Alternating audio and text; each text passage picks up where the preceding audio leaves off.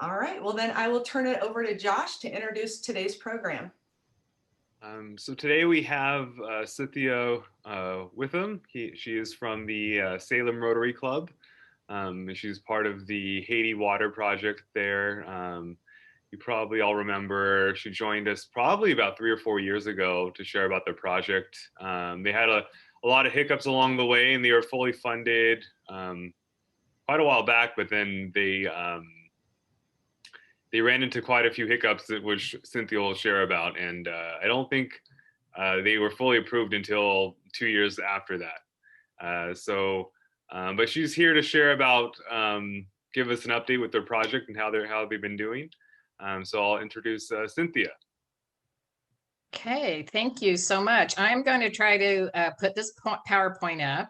Okay, so what I'm going to do is tell you kind of how come we even have a project, the background on it, and I'm going to read this first part, and then I have a lot of screens, and we'll just kind of flip through those. Anybody can jump in with a question as far as I'm concerned, because I'm pretty kicked back. So, and first off, I would like to thank you very much for donating to our last project.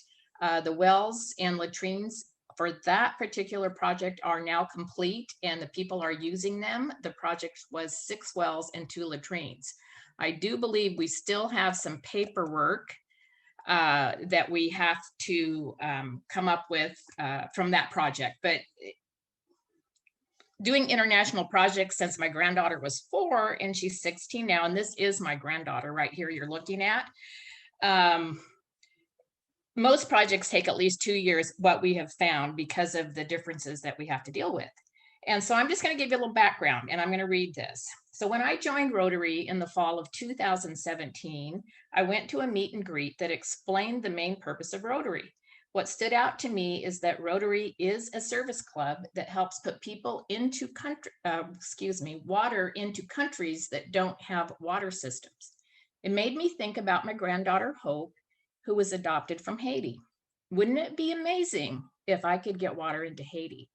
My journey had begun to thank a country that had given me a granddaughter. I joined the International Service Committee and took Hope, who was 4 at the time, with her mother to a committee meeting. I asked the members if I could figure out a way to get wells into Haiti through Rotary, would they support me? One of the committee members said, as he was looking at my cute little granddaughter, "So you bring out the big guns, how can we not support you?" And the Wells for Haiti project was born. I knew a person in Haiti who my son and his wife had met when they were on a mission trip.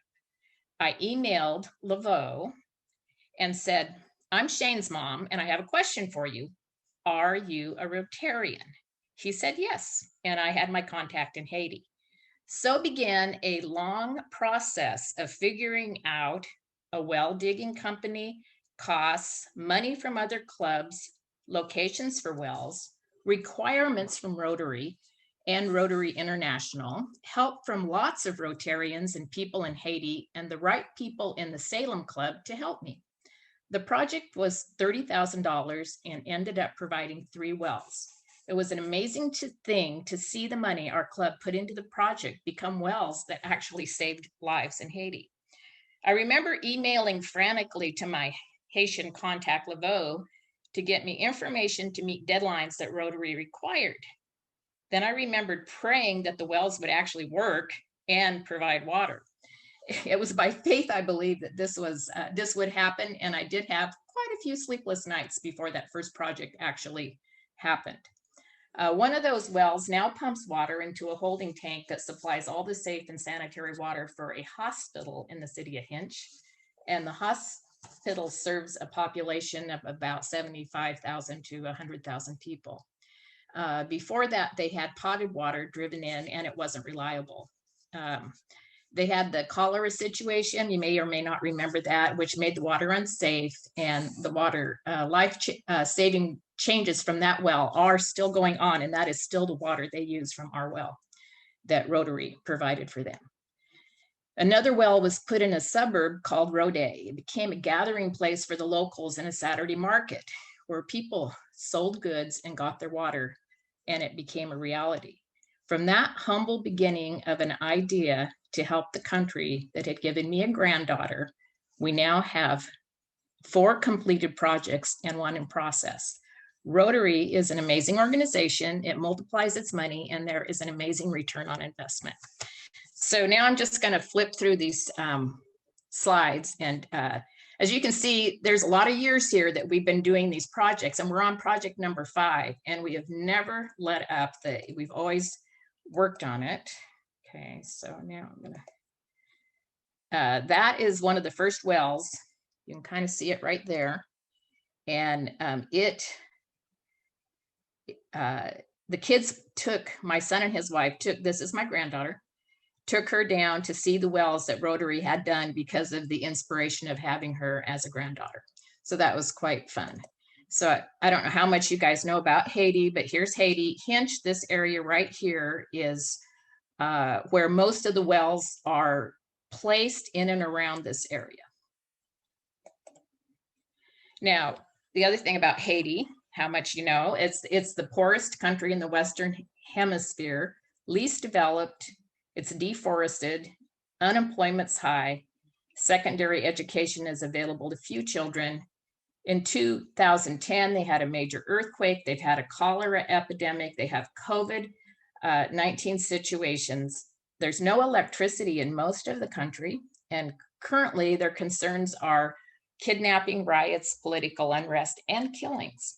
And right now, no one is allowed in the country that I know of, unless you already live there. So like I couldn't go see any of the wells right now. We're not allowed in. It lacks the basic amenities such as water and sanitation in most parts of the country. And then just a few questions, food for thought. You know, where does your water come from? Have you ever been without water? Do you worry that you'll be sick if you drink water? What do you use it for? Do you know how much bottled water costs? In Haiti, it's quite a bit to get bottled water, which is safe. And what would it be like to have no water? Not too fun. And the wells and latrines, how do they help? And, you know, these are all normal things to provide safe and sanitary water, sanitary bathroom facilities, which those are few and far between also. Of course, it improves health, saves lives. It helps grow their vegetables. When it's too dry, the vegetables don't grow. Provides income for people. The wells do, because all the local Haitians, it's local well drilling company and latrine drilling company, and people are put to work when they do that, when we make those things. And it gives children time to go to school instead of fetch water. And it's a better life, education. And this quote came in this morning, actually, into my WhatsApp from Laveau, because he's always last minute kind of guy, because that's his culture. And so I'm going to read it because you can kind of get it. Our language is similar, but there are things that are a little bit more challenging to get all the communication across. And he says, the wells are for the villages, something from heaven, just to explain how precious is the water well for them. It's an urged blessing. We have no words to explain the joy of the beneficiaries. The reason is that water is as precious as gold. Many people walk over 2 hours to find river water to drink and shower. Some places in Haiti, people are fortunate to find water in a hole where donkeys, horses, and other animals are drinking at the same time. It is very hard to believe. We are having too many demands for wells. We have 10 locations lined up. Well, we will consider 6. If you, the clubs, are able to get us some money together. All will be done with solar panels. The projects will be nicer and better. We will send the GPS of each well site, including names of the villages. May God bless you. We are praying for your meeting with the club. Rotarily, that's his word, Laveau Cheriston. And so you can see he is, he's on top of what he's doing, but it's Haitian time. So here's a source of some of the waters he talked about. And I'll just kind of flip through that. You know, are they swimming? Nah, they're not swimming. They're taking their baths.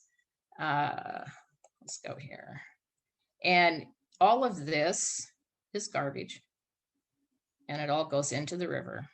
And that's where they bathe and drink and wash their clothes. Here's another one of our wells. This is the well that was close to where they, and I'll show you that, where they made kind of a Saturday market. That was one of the original wells. And here's another one with some of the Haitian kids, which are usually the people that come and get the water for the most part. And they're pumping it, and here it is coming out. And the buckets there, this is kind of a fun little thing. They line their buckets up, and sometimes they walk away and do things, but you go to the next bucket in line. They're pretty good about that. Here's the homes in Haiti. They hang their clothes out to dry. And you can see you can see these are the houses here that they live in, how crowded they are. And most of them don't have latrines or bathrooms. They're just using outside or wherever. This is the well I talked about earlier that provides water for the hospital. And it has a submersible pump. I did learn about all kinds of things with wells, submersible pumps with one of them. And this is my granddaughter again, and when they took their trip, when she was about 12 or something like that. And then this is the big tank that well pumps water into, and then the hospital uses it. And so the hospital can now have sanitary water because of a Rotary well. And here's some more just countryside.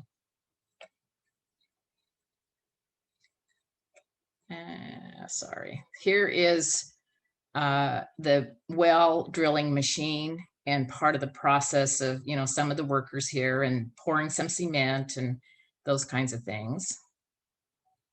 Just a little bit more of the local homes. Here's some orphan children. They go to an orphanage. They use a Rotary well to get their water to take care of these kids. And I think he's taking them to school. This is their school bus.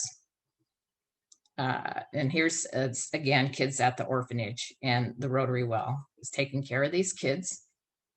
And this is one of the schools where kids meet, and our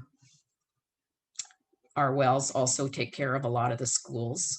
And here's the inside. And you can see how nice and tidy and clean the kids are. It's amazing when you see this in real life. And here's some more. Here is the city of Hinch. And this is very, very normal, where you just have people come and try to sell food or different types of things. And that's just, they're trying to make a living. And here they have a couple of the kids. They have the Save Water. It's kind of fun. And then the projects. So we've had 4 Haiti well projects and latrine projects that have been completed so far, which is 17 wells in 17 locations. Excuse me, the next one is to come, of course. We've helped provide over 150,000 people with water. 4 latrines help many families with sanitation. And, just kind of the big picture, water from the wells not only gives them something to drink, but it helps grow the vegetables in the dry seasons. And that a big thing is that it makes it possible for children to go to school instead of walking miles to get water. One of the things Laveau told me early on in this is he said, if we could educate people in Haiti to a 5th grade level, it would change the culture in Haiti. And wells can help do that because it gives the children the opportunity to go to school instead of walking to get water. And then we are working on the 6 more wells and 2 more latrines.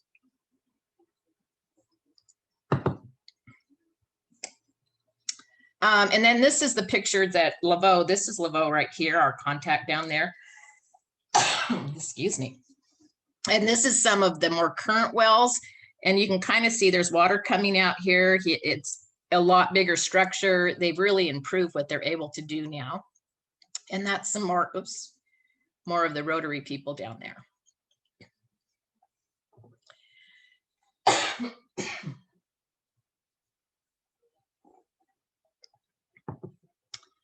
So the new well project is 6 wells and 2 latrines and solar panels. They will be having submersible pumps to pump the water up. The cost is $100,000. The cost for local clubs is $35,000. The rest is matched by the district and Rotary International. Currently, we need $23,571. more from local clubs, hopefully by July 2021, to have enough funds to submit the project to the district and then to Rotary International. And they have changed, I think I have a little bit about that down here. They've changed their matches a little bit. So it's a lot of, overcoming things. And sometimes people are like, oh, the wells, are they going to still be there in a year or two? Because sometimes when people put wells in countries that aren't as developed as ours, the wells, they fill up with sand, they break, nobody fixes them, nobody pays attention, they become not sanitary. All of these previous 17 wells are operating. Maintenance and repairs are provided by the well company, and it's overseen by Rotary. The wells have a committee that actually oversees each well, and that helps to assure it's sanitary and safely maintained. And Rotary, again, oversees these committees. Wells are locked at night and opened in the morning, because if they're open all night, people still come and get water and they get in fights, and the police don't like that because it causes a lot of problems. And the Haitian people that are on the committee, it's a very big honor to be somebody on a well committee and to have the keys and to lock and unlock the wells. It's a very, very nice for them. So some of the things that we've had to make changes with, we have new regulations. So there's been, besides the cholera, the earthquakes, the culture differences, and all of those things, we also have some new regulations from Rotary International, which they now include a geohydrological study on each well site. It adds to the cost, so, but it guarantees that there's going to be water at that location. And some wells are submersible pumps and solar systems, and that's some of the things that they're doing now that they didn't do at the beginning of our journey on this. And again, each location has a committee, it has a community assessment done by the Hinch North Rotary Club, which is the one that we have down there, and that determines need. And then it also will continue to monitor the wells in the committees. And here's the challenges. There's lots of challenges. Starting off with communication, emails and phone calls are difficult. I've talked to Laveau on the phone, and it's hard to understand the words he's saying because he has quite an accent. And so we kind of struggle with that. And there's a cultural difference. So one of the things when I was originally doing this was I had to recognize that when, I say, okay, this is going to happen at noon on Wednesday, that noon on Wednesday means that 11:59 he might be doing something for me. It's the last minute things. It's very relaxed. There's no hurry. I'll get it to you. It comes back weeks later. When we have deadlines here in our country, typically, a deadline's a deadline. If you need something by this, you're gonna get it done, and it's gonna be there, and that's that's part of the deal. So we did have the earthquake. Everything stopped at that point. We had the cholera. Everything stopped for a while. It becomes very difficult for the people in Haiti to do anything outside their norm, which is, the well drillers to drill, all the different things that has to happen when you're just trying to survive for food and keep people alive. And then starting out, we also had the Haiti Rotary Club leaders didn't even understand why we would want to do this project. The first project, the Hinch Rotary president asked, and my husband and several people we knew were down there helping build some stuff. And they said, well, why do you want to help Haiti? And he really wanted something for himself, not just to help his people. So we had a barrier there that we had to figure out how to work with and make it work. And then, unfortunately, there is corruption in the Haiti Rotary Club, and that's not uncommon for there to be some corruption in countries that are very poor. I know when I first got into the international committee, there was a couple of attorneys on the international meeting, on the international committee. And one of the things the guy said was, well, we've tried to do stuff in Africa, and those Rotarians there, all they want to do is put that money in their pocket. And I was like, what? They're Rotarians. Well, reality is they're Rotarians in a different country. So you always have to know who you're working with at the other end. And that's something that we had to work with. And literally, the one club that we had worked with for 3 of the projects, we had to, because of the leadership of that club at the time, because presidents change and so forth, the person that we know ended up getting their district to make a new Rotary Club. And so now it's the Hinch North Rotary Club. And we had to go with them because the other person wanted more money in his pockets and less money in the Rotary project. So it's interesting. And then we had the last project was all done and approved. And then Rotary International added the geohydrological study after we had the funds and everything approved. So we had to go find some more money in order to do those sites and that had already been chosen and decided on, and go through the process, and everything turned out fine. And I think that's a really good thing that they have added. But again, it put the project back. I think Josh made mention of that, another year or 2, or however long it was, it made the difference. And then Haiti is truly a country of unrest. I've talked about earlier, the riots, the kidnappings, the country shutdowns, the corrupt politicians, the disease, the corrupt Rotarians, just all of those things slow the process down. So our club actually changed how we distribute our money for the international project. Instead of saying everything has to be used by the end of the year, we give, or they give 2 years. So here's X amount of money that you're working with this year, but you can designate it and still use it for up to 2 years while you're trying to get your project together. And one of the other things that happened is some of the local clubs, the local Rotary clubs that had said they would put some money in, pulled back their funds because it just took too long for the project and they had other things they wanted to do. Just things change. So we went from matching grants to global grants, and global grants increased the qualifying regulations quite a bit. And so there's a lot of things that you have to do and be in Rotary in order to apply for a Rotary grant. So a little bit of the financing projects and how the local Rotary Club money is matched by the district, and international will be discussed in detail at the spring training. And earlier you had talked about it, district assembly, and Howard Bauman, who is the person that does all the global stuff for our club, and he's the head of the international committee. Without him, these projects wouldn't be happening either. He said they've changed that to spring training, is what they're calling it. And it's April 10th and 17th, and it'll have 4 sessions on international projects. And to sign up, you guys already know this probably, but go to the District 5100 and look up spring training to sign up. And if you are planning to do your own international project, you will need to attend some of those meetings to qualify to do a global grant. There's just a lot of things, a lot of hoops that we jump through these days to get things going. And I always say, remember, you can make a difference. This project was a vision I had when I learned Rotary focused on water and latrines. I took my idea about Haiti to a meeting, got support from the club, pursued my dream to help the country that gave me a granddaughter. And we invite you to join our efforts to help Haiti if you would choose, and you can make a difference too. If I can do it, anybody can.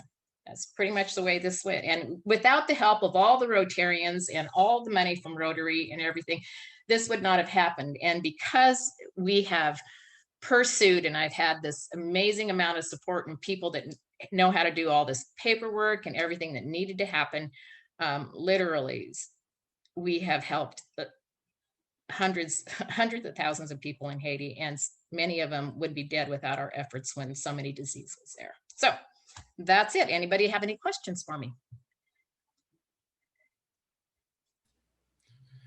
Yeah, I have a question for you, and that's how deep are the wells have to be in order for them to get the water? So typically they are about 200 feet deep, but it depends on the area they're in. Haiti is an island surrounded by water, and with these geological new things, I'm sorry, I can't remember quite how it's said, hydrological things. So that is supposed to be able to tell us also how deep it is. And one of the things along with that, I was talking about the sand filling in. The well company now puts an encasement down in the well so that it won't fill in and it won't cave in on itself. They've been very, very successful. And early on, I learned all kinds of things about wells that I had no idea about.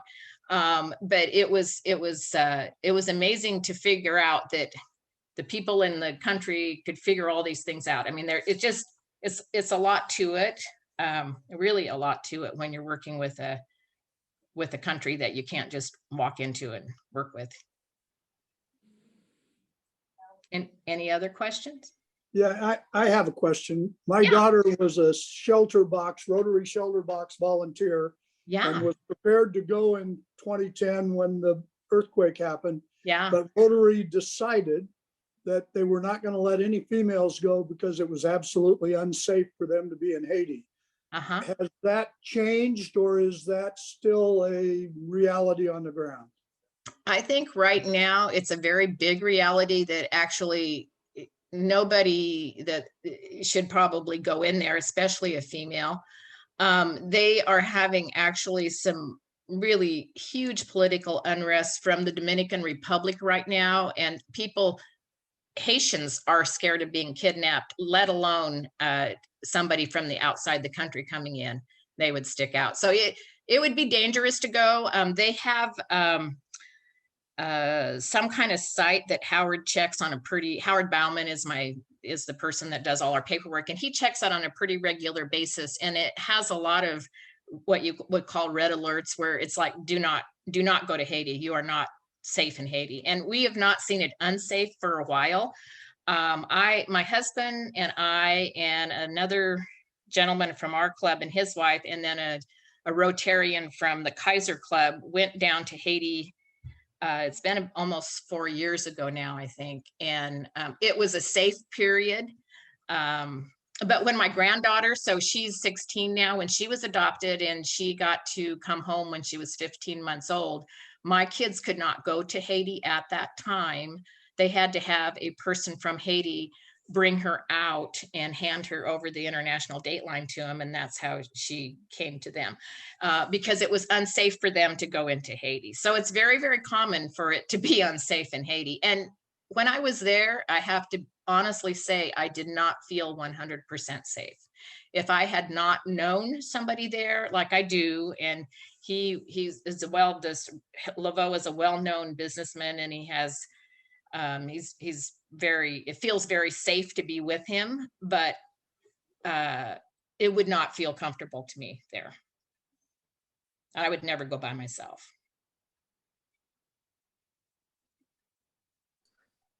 Any other questions? Hey, Cynthia, this is Julia. Yeah. Does the country not receive support from other countries? It seems like the U.S., typically does, give generously, but it sounds like Haiti just doesn't have any infrastructure whatsoever. They don't have water. And, so I can't say it doesn't receive support, but a lot of things get stopped at the border. There was when the earthquake happened, but people got together big containers, and it had clothes and it had supplies and it had this and it had that, and at the border it sat and it didn't get distributed to the people. And that has to do with their own internal politics and who's running the country and the government. And those are things that I haven't been closely involved in at all. And actually our Rotarian friends don't get involved in those. They really focus on just trying to help people and to feed them and to stay safe and things like that. So it's not that other countries don't try. A lot of it is their own internal situation. It does not get distributed. Any other questions? Okay, thank you very much. I'll click this off. Well, thank you so much, Cynthia. And You're very welcome. These international projects should really be highlighted more frequently. And I think I'm on the district conference committee, and was talking to some of the other committee members about this just today. So I think sort of a highlight of all the different projects that are going on internationally within our district. So what a great project. Thank you for being here.